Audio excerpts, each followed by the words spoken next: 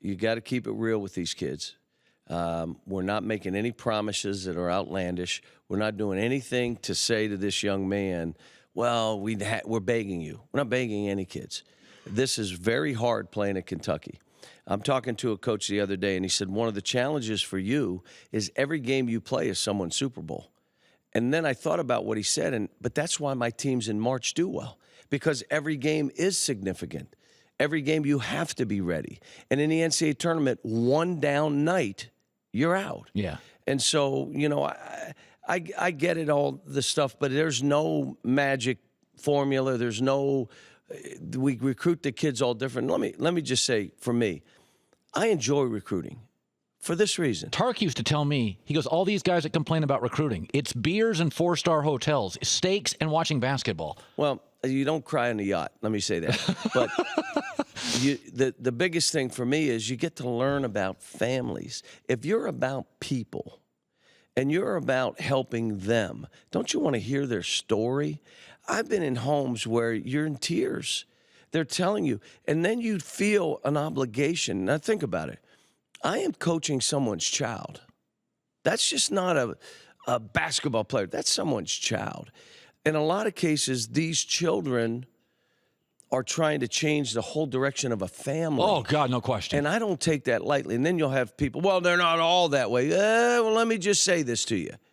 Maybe not the ones you're coaching, but all the kids that I've coached, I look at this and say, they're trying to change the direction of a family. Let's learn about this family. Tell me where it all started. Tell me what have you been through? How have you gotten to this point? I enjoy that. Let me ask John Calipari.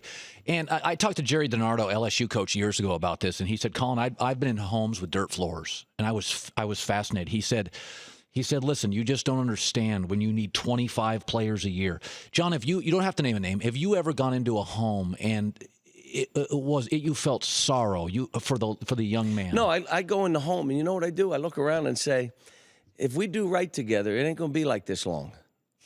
That's how I look at it. Like, hey, okay. Now, I've been in homes that are so hot. No air conditioning? South? You talking about that kind of thing or what? Like humid that I'm sweating so bad it looks like I'm lying.